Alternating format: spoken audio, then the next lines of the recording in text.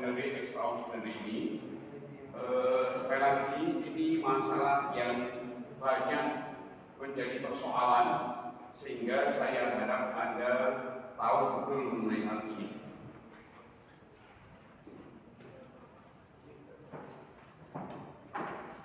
Status kuesionisnya adalah begini. Di satu pihak kita punya hak dan kewajiban, untuk mempertahankan hidup, ya, dan kesehatan. Ini kewajiban kita. Ini adalah hak dan sekaligus kewajiban. Kita sudah pernah membicarakannya, sehingga kalau Anda merokok sampai sakit itu namanya gagal melakukan hak dan kewajiban. Ya, ini adalah hak sekaligus kewajiban. Masalahnya adalah di dunia sekarang ini dengan adanya teknologi, mati itu tidak murah. Sebelum mati dia ada di ICU berhari-hari atau bahkan berbulan-bulan.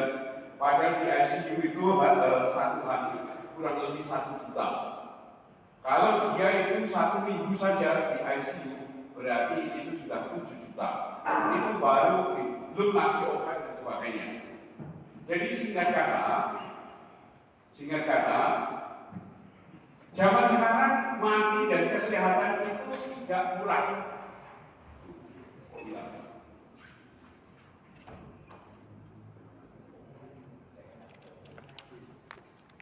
Ya, tidak murah.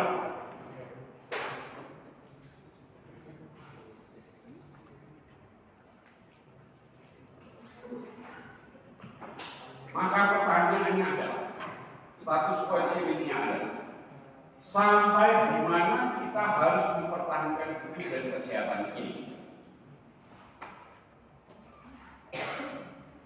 Sampai di mana kita harus mempertahankan hidup dan kesehatan? Apakah dengan segala macam cara, sehingga tidak sering sebelum era BPJS banyak keluarga-keluarga yang bangkrut karena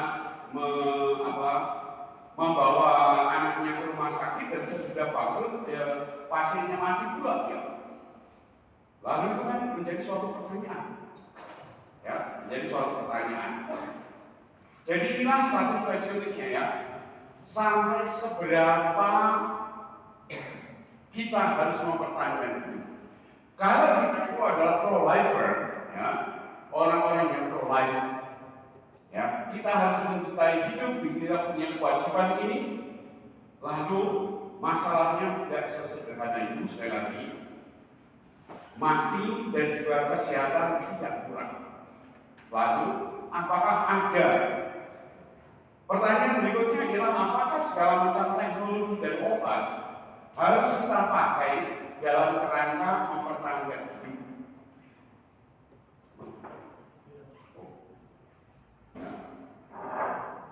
Jadi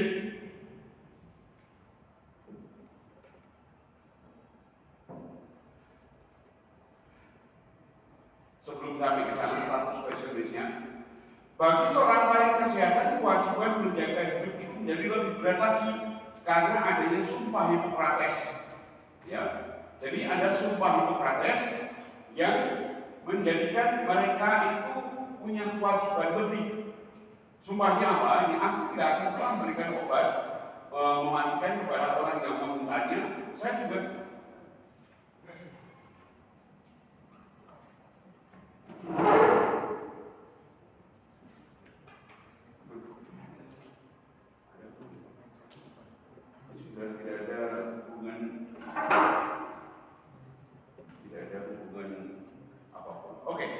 jadi hal yang sama juga bisa tidak akan memberikan obat untuk aborsi. Ini adalah sumpah Hipokrates yang asli.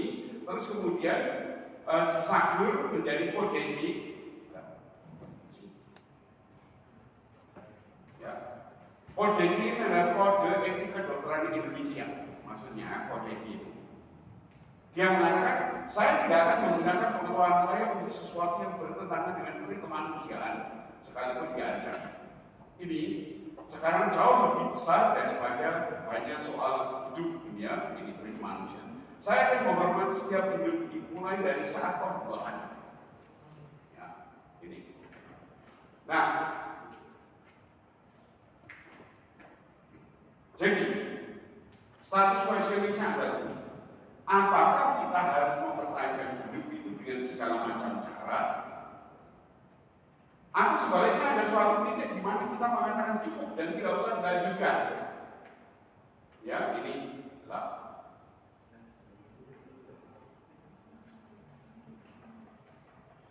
Jadi ini adalah status questioning. Dalam konteks akhir hidup manusia itu biayanya semakin lama semakin tinggi. Misalnya Randall Curtis dia mengatakan semakin lama orang makin prihatin mengenai meningkatnya jumlah anggaran kesehatan yang semakin tidak proporsional lagi dengan yang terjadi dalam perawatan kesehatan. Ya, ini silakan baca. Intinya adalah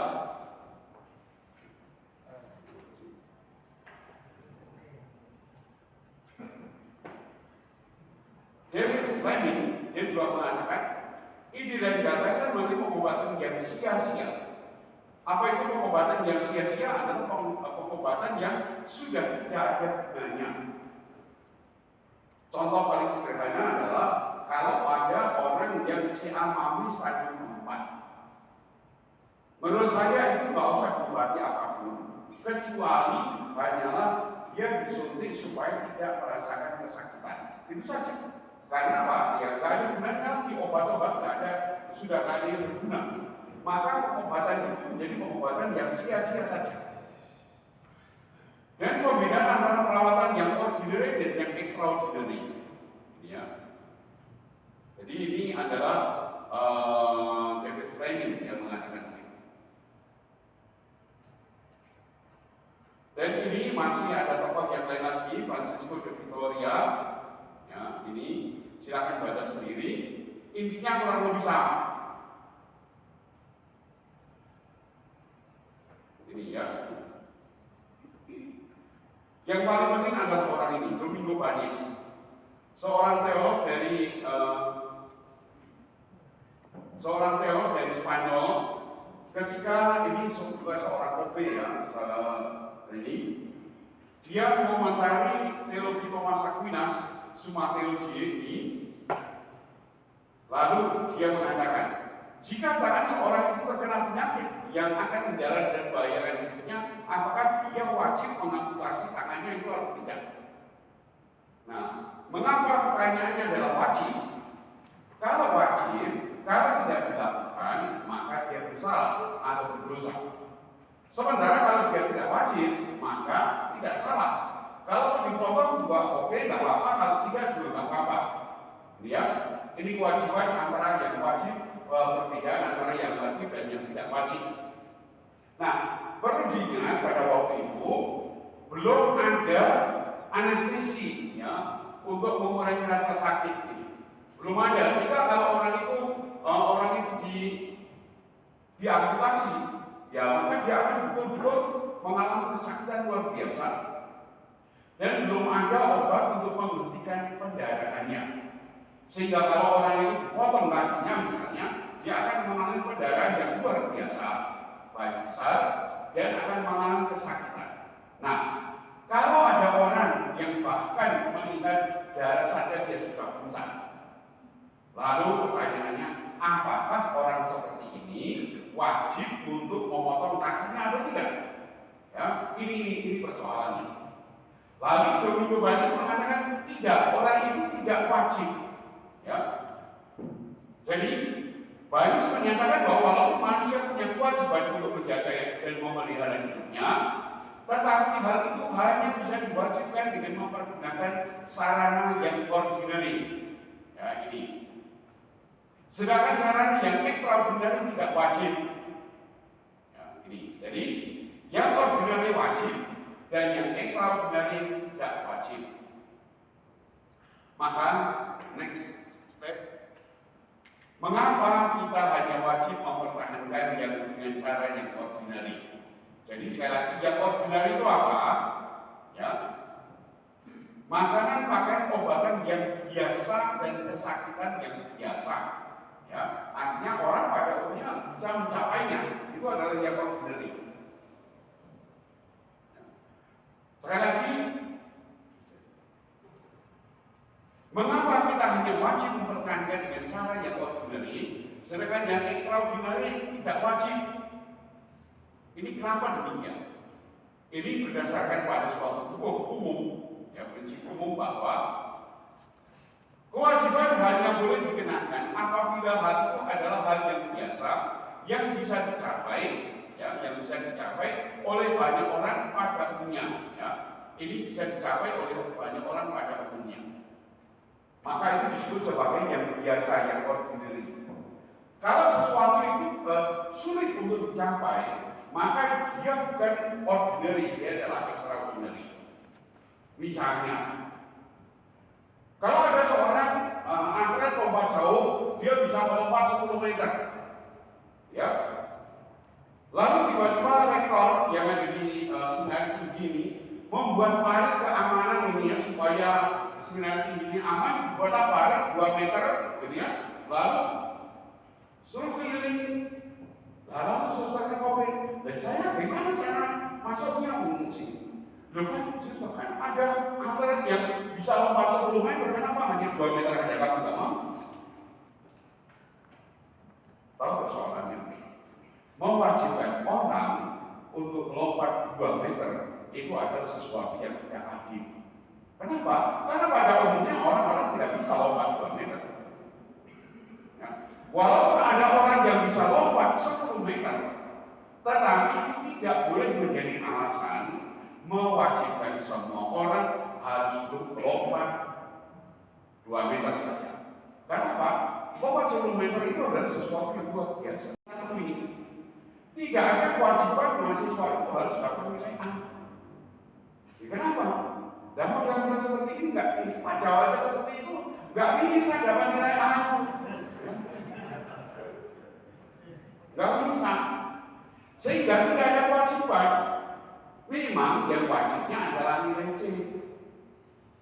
Nanti kalau Anda masuk ke S2, kewajibannya nilainya B. Semua harus kurang-kurangnya B, gitu ya. Maka nggak usah heran orang yang lulus S2 itu mereka nanti akan IP-nya baik-baik ya. Memang mereka wajib untuk B kok, dengan suatu pengandaian bahwa yang bisa masuk ke S2 dia sekurang-kurangnya sedikit lebih cerdas daripada yang S1, gitu ya.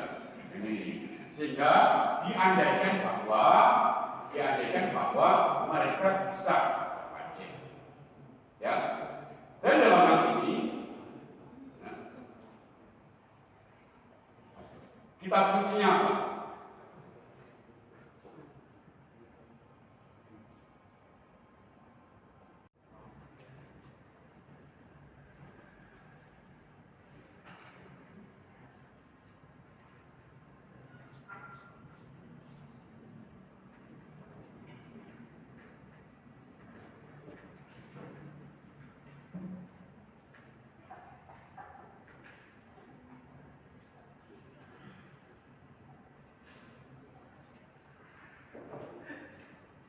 Jadi, orang yang tidak kawin dengan gadis yang berbuat baik dan orang yang tidak kawin dengan gadis yang berbuat lebih baik. Nah, jadi menurut Paulus, antara selibat dengan menikah itu bukan pilihan antara yang baik dan yang buruk, tetapi pilihan antara yang baik dengan yang lebih baik. Nah, jadi, walaupun Paulus merasa bahwa selibat itu adalah lebih baik, tetapi dia tidak pernah mewajibkan semua anak buahnya untuk selibat. Yesus dia juga seorang selibatan, ya. Murid-muridnya juga banyak yang selibat.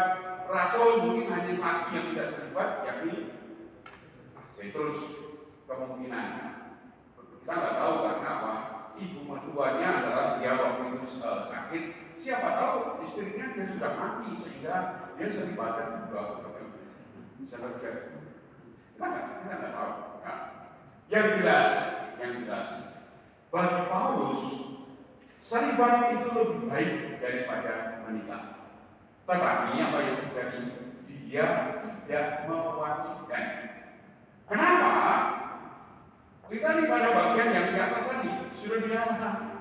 Alah, kamu itu gaya-gaya jauh-jauh dari istri kamu tidak tahan itu persoalan, ya.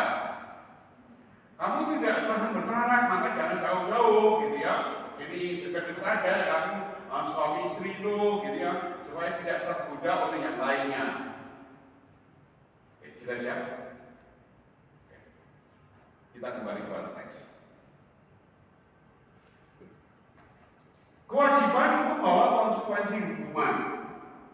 Kalau orang itu tidak mampu melakukan kewajiban, maka tidak boleh dihukum. Kalau dia tidak mau, maka boleh dihukum. Ya. Seandainya kalau memang kemampuannya dapat nilainya C, lalu saya hukum, kenapa kamu tidak dapat nilai A? Romo, kemampuan saya itu cuma begini. Nah, talenta saya itu cuma dapat 1. Karena apa? Waktu pembagian talenta saya itu keduluan yang lain sehingga saya ada di belakang tinggal dapat 1. Nah, ya sudah apa boleh. Ya. Jadi sekali lagi, orang yang tidak mampu tidak boleh dihukum.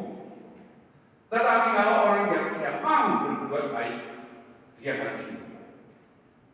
Prinsipnya, kenapa kalau yang tidak mampu tidak boleh dihukum?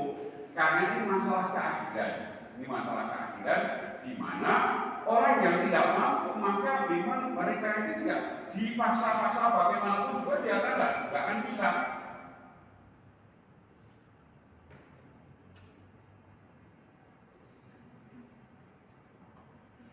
Tentu saja hal-hal yang luar biasa untuk banyak orang boleh diwajibkan pada sekelompok tertentu, ya.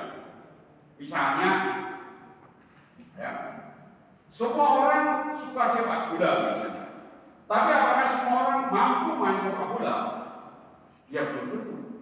Maka olahraga sepak bola tidak boleh diwajibkan bagi semua orang, mulai dari anak-anak yang baru bayi yang baru lahir sampai dengan nenek-nenek tua yang bongkok, itu yang boleh diwajibkan. Tetapi kalau dapat sepak bola, ada kecerdasan sepak bola, maka wajib main sepak bola ya wajar. Karena apa? Karena klub ini memang didirikan atas dasar kemampuan sepak bola ini. Ya. Walaupun Petrus, Paulus dan juga Yesus tidak mewajibkan semua pengikutnya untuk selibat, akan tetapi dalam kelompok-kelompok ini biarawati imam, ya memang wajib. Kenapa? Nah, suster itu kan dia menjadi suster oleh karena kaum. Salah satu kaumnya ialah kaum selibat. Kalau selibatnya nggak ada, maka nggak ada suster. Seorang biarawan atau biarawati itu ada oleh karena kaum. Ya. Seorang imam ada oleh karena tak bisa. Ya. Maka kalau pada suatu ketika nanti apabila gereja mengizinkan para imamnya untuk menikah, maka yang boleh menikah adalah para imam diosesan. Imam biarawan nggak boleh menikah. Nah, dia itu menjadi biarawan oleh karena kaum, dan salah satu kaumnya itu adalah kaum selibat, dan oleh karenanya makanya pasti nggak bisa. Ya. Kalau ada seorang imam biarawan yang ingin menikah, ya dia harus jadi imam projo. Ya.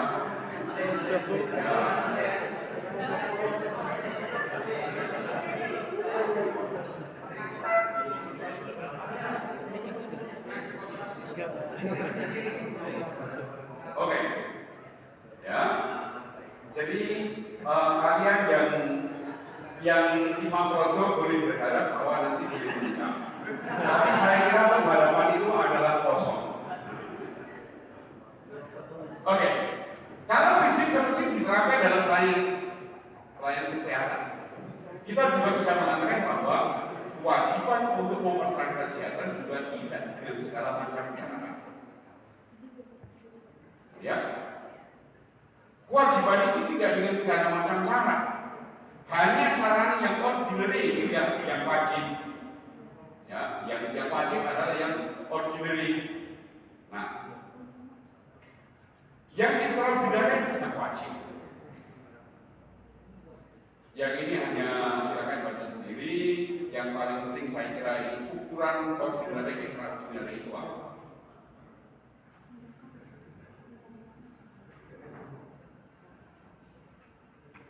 Oh, ini kesimpulan dari kesimpulan.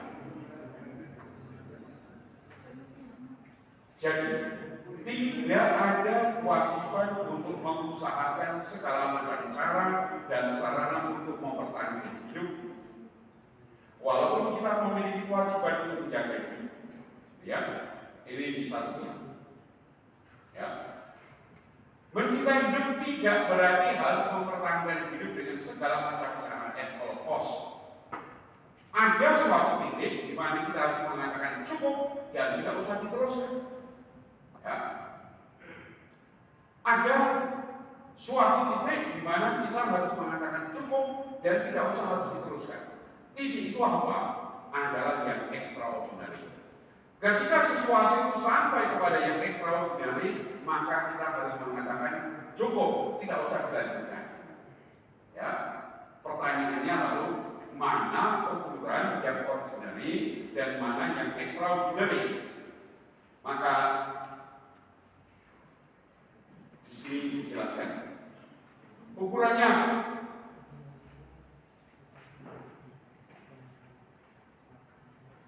Ini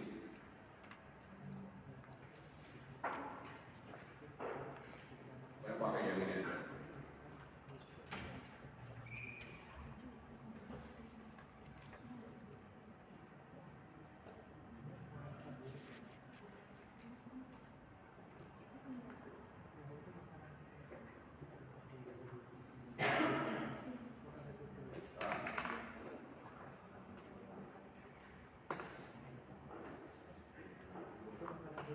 Ya, hanya supaya gampang melihatnya. Ada dua golongan ordinary extraordinary. Yang pertama ialah secara medis, dan yang kedua adalah secara moral. Secara medis berarti apa? Barang atau alat kesehatan atau yang lainnya itu sudah teruji secara ilmiah dan berhasil secara statistik. Anda tahu ya bahwa misalnya obat sebelum dipasarkan harus diuji coba dulu. Bagaimana caranya? Pertama-tama diuji coba di laboratorium. Ya. Sesudahnya diuji coba dengan binatang. Kalau dia berhasil, baru uji coba dengan diuji coba dengan manusia. Ada 3 tahap. Dalam uji coba untuk manusia itu ada 4 tahap. Fase 1, fase 2, fase 3, fase 4. Ya, di sini. Nah, apakah sudah teruji secara ilmiah atau tidak? Itu sangat besar. Dari sini lahirlah apa yang di dalam dunia kesehatan disebut sebagai evidence-based medicine.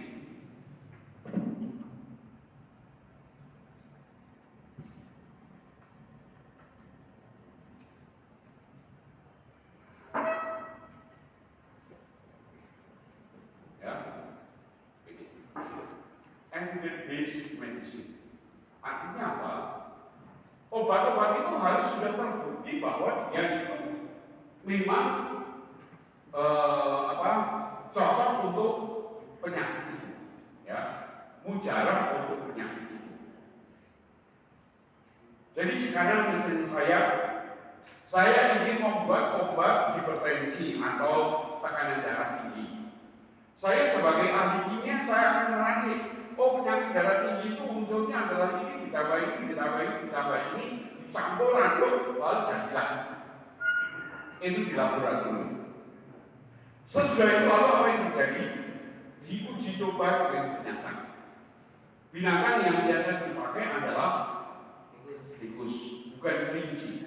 Saya tidak tahu kenapa dalam bahasa Indonesia dikatakan kelinci percobaan. Jadi orang yang tidak pernah melakukan percobaan pakai kelinci. Kenapa? Kenapa Pak? Tidak pakai kelinci karena kelinci itu binatangnya besar dan kalau beranak tidak banyak. Ya. Tetapi yang sementara tikus binatang kecil ketika beranak banyak. Dan secara genetik tikus dengan manusia itu lebih dekat, ya. Tidak sama enggak, tapi lebih dekat secara genomiknya. Ya. Jadi nanti kalau Anda pernah ke Bogor, pergilah ke IPB, ya. Di IPB itu di ternak pelbagai macam tikus dengan pelbagai macam penyakit. Ada tikus yang sakitnya hipertensi, ada tikus yang sakitnya diabetes, ada tikus yang sakitnya lupus, pokoknya segala macam penyakit ada masing-masing, ya masing-masing. Sehingga kalau saya mau beli, kalau mau membuat hipertensi, tinggal beli tikus yang hipertensi. Ya, harganya satu yang enggak murah-murah, sekitar 10 juta, 10 sampai 15 juta satu ekor. Karena itu hipertensi mahal dan kamarnya itu sangat spesial yang jelas jauh lebih bersih dari kamar saya. Karena apa? Ya karena dia dijaga supaya apa? Supaya tidak terkontaminasi dengan yang lainnya, ya. Nah sesudah berhasil dengan tikus maka dicoba dengan beberapa manusia. Kalau dia berhasil, ini fase yang pertama ya, kemudian fase yang kedua dengan lebih banyak manusia. Yang pertama tadi untuk melihat apakah ini efektif atau tidak, bisa menyembuhkan atau tidak. Kemudian fase yang kedua untuk melihat apakah ada side effect-nya enggak. Lalu fase yang ketiga biasanya menyangkut ribuan orang dan itu dilakukan kurang lebih 2 sampai 3 tahun, ya.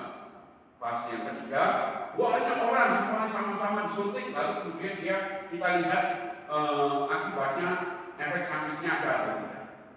Sesudah lulus yang ketiga, boleh dipasarkan. Tetapi masih ada pengawasan yang keempat, yakni PMS, ya, post marketing surveillance, ya. Jadi obat-obat yang sudah dipasarkan itu masih diawasi. Jadi di sini sekali lagi ada suatu percobaan medis, ya. Percobaan medis. Nah, kalau suatu obat itu sudah teruji dan berhasil itu artinya berapa? Menyembuhkan orang kurang lebih 95%. Ya, dan side effect-nya itu sangat sedikit, bila perlu 0, 0. Nggak mungkin sih 0, tetapi kadang-kadang 5% itu masuk oke. Karena apa? Bisa terjadi obat itu sangat efektif, tetapi akibat sampingnya sangat besar. Ya, ketika COVID itu mulai, Menteri Pertanian itu dia yang agak bodoh-bodoh sedikit, lebih banyak bodohnya juga sih. Dia mengatakan, binatang kayu eukaliptus itu dia bisa mematikan virus itu dalam waktu 25 menit. Dia akan mati. Lalu pertanyaan berikutnya, bagaimana caranya supaya kayu eukaliptus itu bisa masuk dalam tenggorokan dan juga paru-paru? Karena yang diserang adalah tenggorokan dan paru-paru. Gimana caranya? Ya, pakai kalung aja, tidak. Kalau kalung itu bisa berapa bisa masuknya? Contoh lain, ya. Virus COVID-19 itu dalam waktu 10 detik dia akan mati oleh karena kalau memakai deterjen. Ya. Tetapi deterjennya nggak boleh diminum. Karena apa? Kamu akan mati. Mati bukan karena virus yang mati oleh karena deterjennya. Ya, jadi sekali lagi ini contoh paling baik. Deterjen itu bisa membunuh virus dalam waktu 10 sampai 20 detik. Pasti mati. Maka Anda dianjurkan cuci tangan paling tidak 20 detik. Karena apa?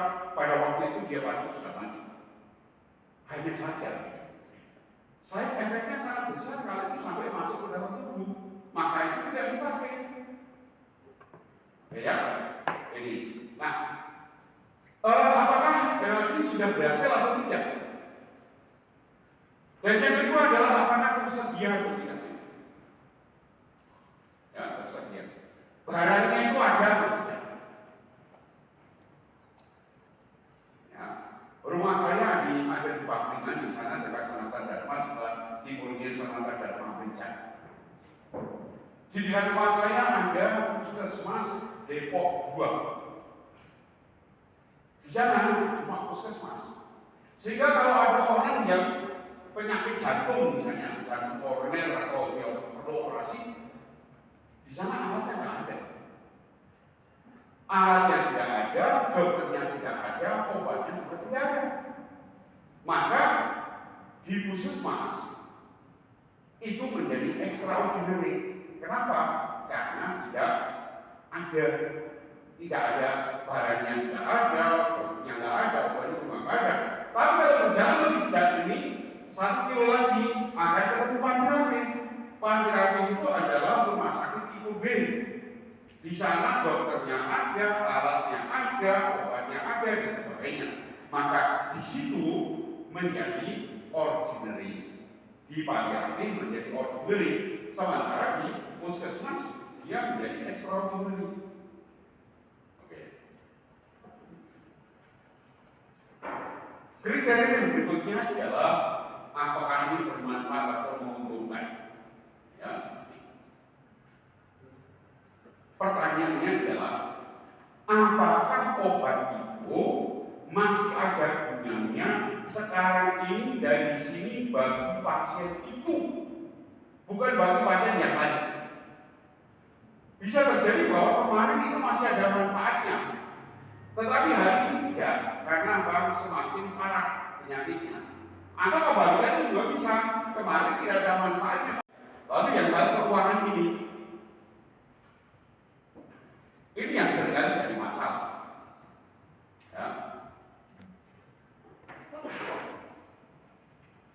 Sebelum kira BPJS, banyak pasien-pasien itu yang akan pulang atas permintaan sendiri karena apa? Tidak punya uang. Lah kalau dia nggak punya uang, masa sih harus dorong-dorong? Nggak wajib. Dia nggak punya uang kok. Ya. Ketika orang sudah tidak punya uang, maka dia tidak wajib lagi, kecuali ada bantuan dari pihak yang lain, sehingga yang tadinya extraordinary menjadi ordinary. Oleh karenanya maka nanti kalau ada menjadi pastor paroki, cobalah diadakan fonds untuk orang mati, gitu ya. Sehingga orang sakit, ya. Sehingga kalau ada keluarga yang kekurangan uang, lalu dia itu nggak bisa membiayai, masih ada bantuan dari paroki atau dari siapa, supaya tadinya extraordinary sekarang menjadi ordinary oleh karena adanya bantuan itu. Nah, saudara-saudara sebangsa dan setanah air, dari antara 6 ini, kalau ada satu saja yang tidak terpenuhi, maka menjadi extraordinary. Kita mulai dari sini. Obatnya sudah teruji, berhasil, ada, menguntungkan, bermanfaat, tapi tidak punya uang, maka dia menjadi extraordinary. Atau dari sini, uangnya banyak, bermanfaat, menguntungkan, tapi barangnya nggak ada, maka ini menjadi extraordinary. Ya, misalnya sekali lagi, ada orang yang terkena HIV/AIDS, lalu kesakitan. Dalam kesakitan pagi-pagi ada orang yang datang, dokter, saya punya obat. Ya, saya punya obat. Ini pokoknya 1000 penyakit pasti akan hilang. Ya. Ngantuk juga akan hilang. Kalau nanti minum obat ya 1001 obat. Ya. Kalau tidur daripada nanti lehernya ini kan lebih baik kita aja di sini nggak apa-apa. Ya. daripada lehernya pegel dari kamu. Oke, kita kembali ke sini. Jadi, ya, dok ini ada obat oleh dokternya. Ini sudah diuji coba belum? Oh belum obat tadi malam saya mimpi. Ya nggak ada, itu tidak wajib. Ya, sekali lagi dari 6 kriteria ini kalau ada satu saja yang tidak terpenuhi maka dia menjadi extraordinary. Ya.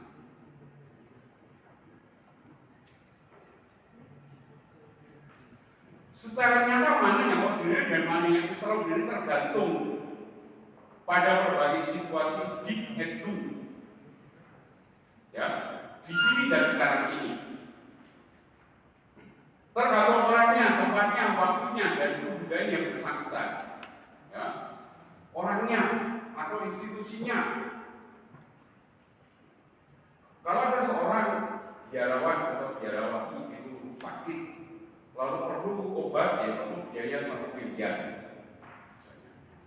Lalu pertanyaannya adalah, apakah kongregasi itu mampu enggak? Kalau FSC itu dia mampu 1 miliar, karena apa? Di Batam saja punya 3 rumah sakit. Di Batam ada 3 rumah sakit, yang satu baru saja beberapa tahun yang lalu dibeli dengan harga sangat murah. Saya beli lagi tapi nggak boleh oleh suster FSC. Ya, jadi tetapi mungkin bagi yang lain, ya, sekaligus sambil menghina sedikit. Bagi para frater ya 1 miliar nggak ada, mungkin dia nggak punya uang 1 miliar, maka bagi FSC itu adalah ordinary, bagi OXO itu menjadi extraordinary. Jelas ya?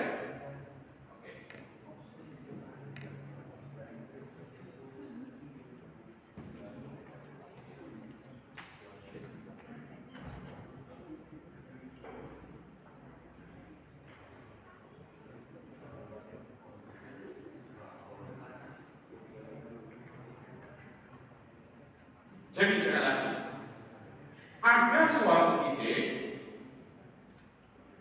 di mana kita harus mengatakan cukup dan tidak usah dilanjutkan, dan ide ini adalah extraordinary. Nah, ini.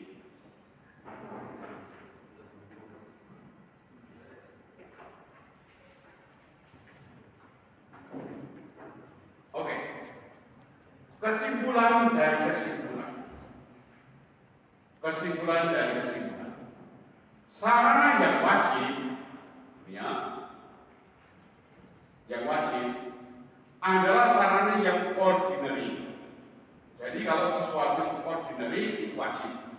Sarana yang tidak wajib, ini yang tidak wajib adalah sarana yang extraordinary.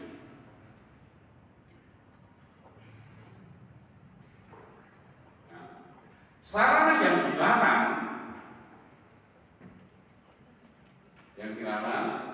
adalah sarana extraordinary yang pemakainya bertentangan dengan martabat manusia, menimbulkan kerugian besar dan menjadi ketidakadilan bagi diri dan keluarga serta orang lain.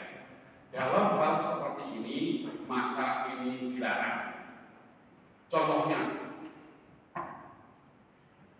ada sebuah keluarga punya 3 orang anak, ya.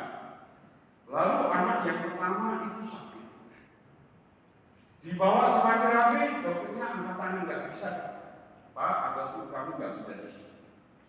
Kalau ada yang mau membawa ke Amerika sana, di sana, memang di sana, kemungkinan besar akan sembuh. Karena di sana peralatannya ada, dokternya ada dan sebagainya. Oke, lalu kira-kira perlu berapa ya kalau ke sana, dok? Lalu dihitung mungkin 1 miliar lah, misalnya miliar. Ini. Lalu keluarga itu hitung, rumah ini kalau dijual laku 400 juta. Mobil ini kalau dijual laku 80 juta.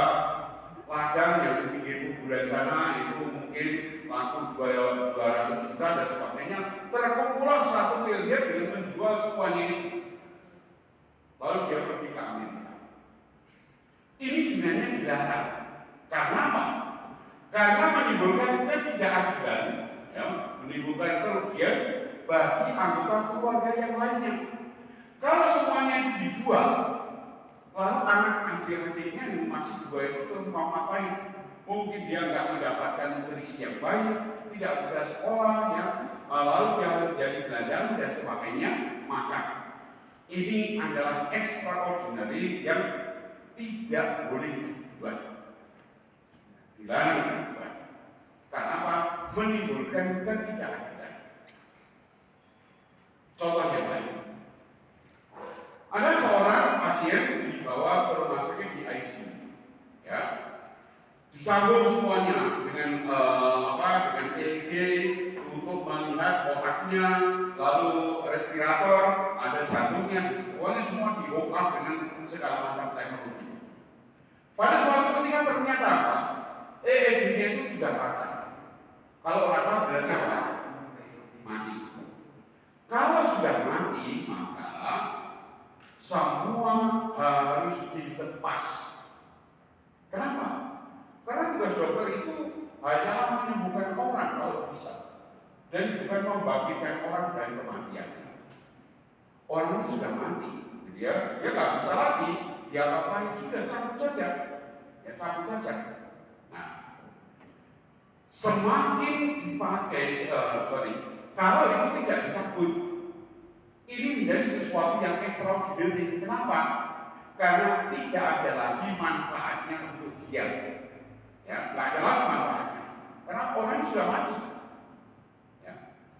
Tapi mungkin ada suatu kasus, ya, ada seorang bapak yang dalam situasi tadi, lalu ini istrinya minta kepada dokter, dok, apakah boleh jangan sekarang dicabut?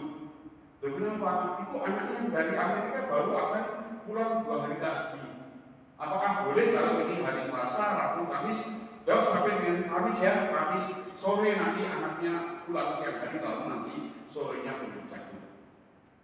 Ya, ini adalah extraordinary. Kalau ada alasan-alasan yang masuk akal, mau dipakai silakan. Tetapi kalau tidak, jadi cabut saja semua. Kenapa? Karena sudah tidak ada manfaatnya. Tetapi menjadi dilarang kalau seandainya di rumah sakit ini hanya ada 2 tempat tidur di ICU, ya, yang satu sudah dipakai, sehingga dua-duanya sekarang dipakai. Satu dalam keadaan tadi sudah meninggal, ya. Tiba-tiba datang lagi pasien yang berikutnya yang perlu ICU, ya, perlu ICU, dan kalau dia didapatkan di ICU, kemungkinan besar dia akan bisa sembuh. Maka apa yang terjadi? Pasien pertama tadi harus dicabut. Kenapa? Karena kalau itu dilanjutkan, extraordinary yang menimbulkan ketidakadilan bagi orang lain. Ya, itu menjadi ketidakadilan bagi orang lain. Oke? Penerapan konkret, ya, ini bisa terjadi pada hampir setiap bentuk pengobatan, baik pengobatan yang biasa ataupun yang orang terminal. Ya, tidak dilarang mempergunakan sarana yang lebih dari sekedar perlu.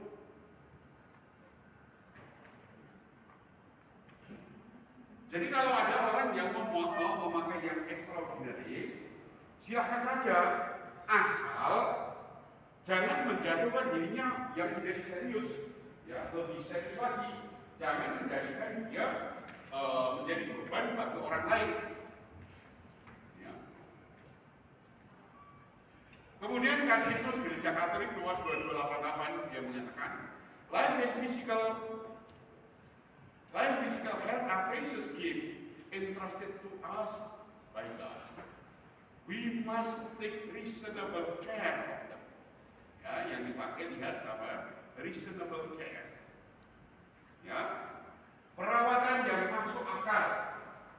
Yang tidak masuk akal itu apa? Tadi yang sudah nggak ada apa gunanya. Karena apa sekarang ini bisa terjadi? Karena teknologi semakin canggih. Orang ini sudah misalnya ya paru-parunya sudah rusak. Dia dia masih disuruh kasih obat ini, kasih macam-macam lain supaya memperpanjang. Gereja akan mengatakan manusia wajib untuk menghormati hidup dan kesehatannya sejak keberadaannya sampai ke kematian naturalnya. Kematian naturalnya itu apa? Kalau memang dia sudah waktunya untuk mati, ya sudah biarkan. Nggak usah ditambah dengan ini itu, dan nggak usah disuntik dengan ini itu, sudah biarkan saja dia mati. Tanda kematian itu apa? Sekali lagi, kalau organ-organ vital itu sudah tidak beres, jantungnya dia sudah rusak misalnya, atau paru-parunya dia sudah rusak parah, atau ginjalnya dia sudah rusak parah, atau hatinya dia sudah. Kalau organ-organ ini sudah rusak parah, ya mau tidak mau dia pasti akan mati. Ya. Karena apa? Ini nih, kalau organ vital ini, walaupun sering istilah vital disalah mengerti oleh orang Indonesia. Ya. Organ vital itu apa? Alat terakhir dipotong, dia orang itu masih hidup. Buktinya apa? Itu orang tadi bilang itu apa yang terjadi? Ulang dipotong gitu ya. Nanti kalau nanti ada ikut kuliah saya next semester itu mengenai seksualitas, akan saya ajari bagaimana melakukan operasi ganti kelamin.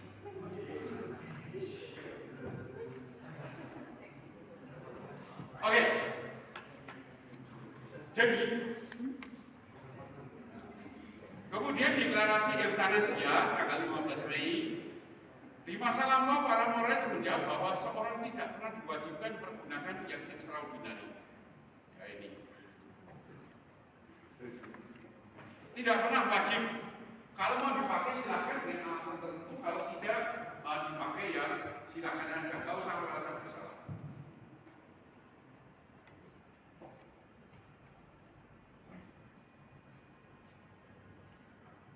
Dari sini sekali lagi. Ya. Pius 12 itu sudah ngomong tahun 52.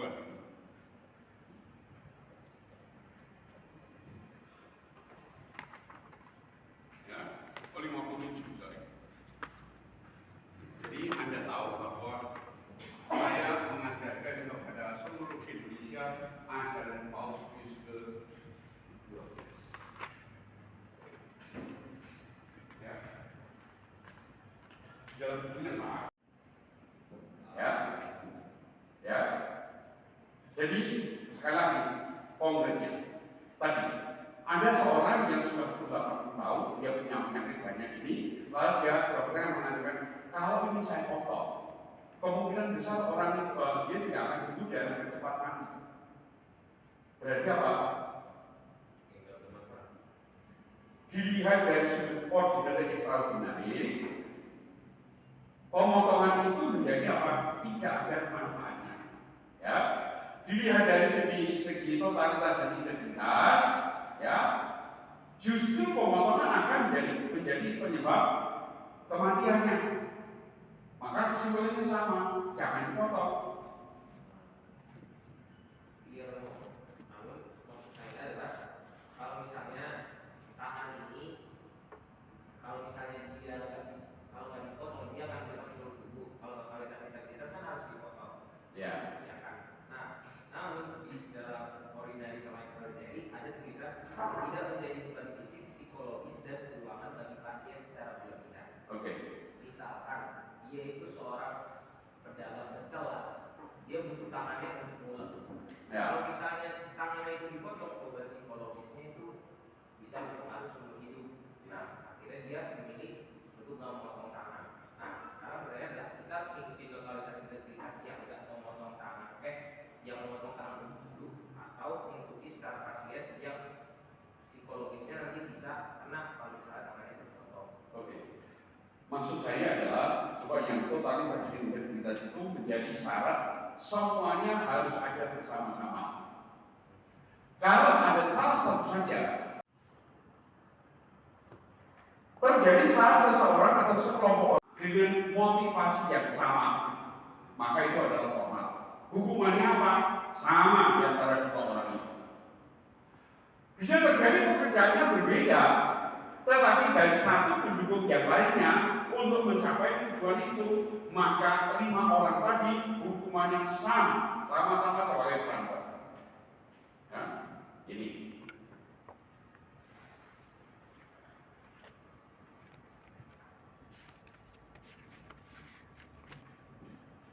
Kerjasama ini selalu salah dan ditentukan sama dengan aktor utamanya.